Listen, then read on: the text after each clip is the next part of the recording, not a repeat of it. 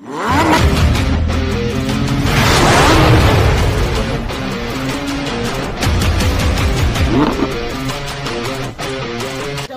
आर्थिक मुद्द्यावरती महाराष्ट्रातील बहुसंख्य संघटनांची एकत्रित कृती समिती तयार करून येत्या 3 सप्टेंबर पासून आंदोलनाची भूमिका या कृती समितीच्या वतीनं घेण्यात आलेली आहे।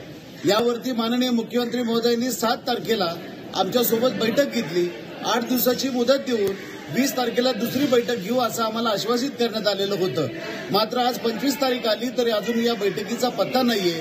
3 तारीख जवळ यायला लागलेली आहे आणि म्हणून राज्यातील एसटी कामगार अतिशय त्याच्या तीव्र भावना आहेत आणि म्हणून मुख्यमंत्री महोदयांना आपल्या माध्यमातून हीच मागणी आहे की तातडीनं एसटी कामगारांची बैठक घेऊन त्या ठिकाणी आमचा जो राज्य सरकार एवढे वेतनाचा मुद्दा जो आहे तो मुद्दा निकाली काढावा, अन्यथा 3 तारखेपासून एसटी कामगारांचं आंदोलन अटळ आहे।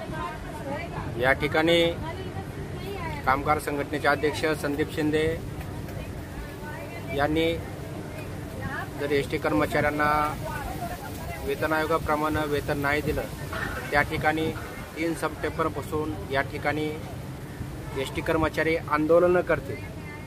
संप वगैरे काय त्यांनी बोललेले नाही मित्रांनो, परंतु ह्याच फुगीर बातम्या ही करून मीडिया जी आहे समजा ती संपाची भाषा बोलत आहे मित्रांनो, परंतु संदीप शिंदे यांच्या तोंडून कुठलाही संपाचा शब्द नाही मित्रांनो। तुम्ही पाहताय गेल्या 3 वर्षापासून त्यांनी संप काळाच्या अगोदर कृती समिती स्थापन केली, ह्यांची मान्यता गेली मित्र।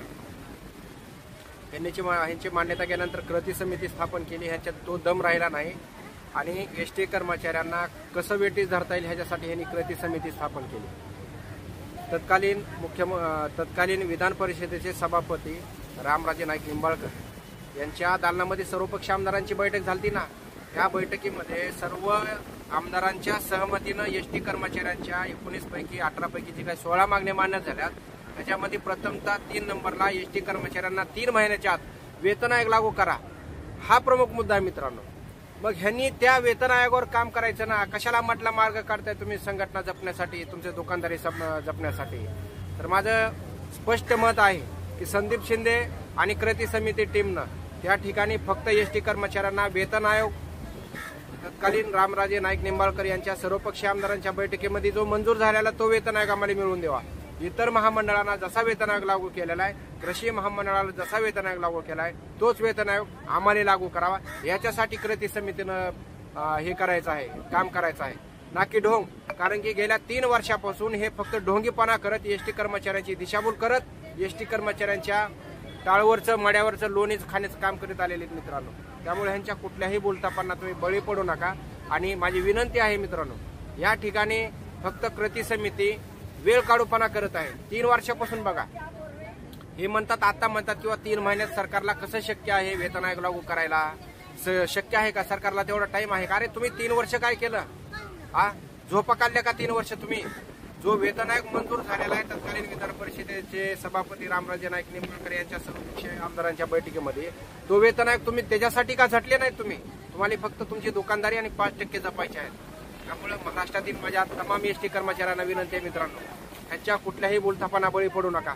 8-9 तारखेचं यांचं ढोंगी आंदोलन आझाद मैदानावरचं, त्यानंतर 9 सप्टेंबरचं हुंकार आंदोलन, पुन्हा काय म्हणतात महाआरती, पुन्हा घंटानाद, आता द्वार सभा झाली। अरे काय तुम्ही एसटी कर्मचाऱ्याला दूधखोळे समजायला लागले, काही येडे समजायला लागले? आजपर्यंत तुम्ही अशाच कृती करून एसटी कर्मचाऱ्यांना देशोधडीला लावण्याचं काम केलेलं मित्रांनो आहे। त्यामुळे माझी विनंती कृती समितीला की त्यांनी तुमच्या दमयना या हित सच्चिदानंदपुरीच्या मांडीला मांडी लावून बसा। लय कर्मचाऱ्यांचा पूळ काय ना, कर्मचाऱ्यांना तुम्हाला न्याय द्यायचा ना, तर इथं आझाद मैदानात या आणि मांडीला मांडी लावून बसा, इथं अन्नत्याग करायला। 5वा दिवस आहे आजचा अन्नत्यागचा। दिशाभूल फक्त तुम्ही करत आहे एसटी कर्मचाऱ्यांची।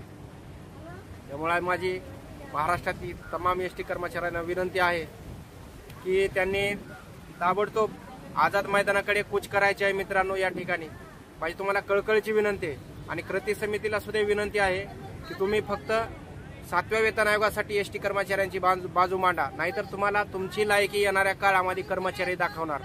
एवढं मी सांगतो। जय भीम, जय महाराष्ट्र, धन्यवाद।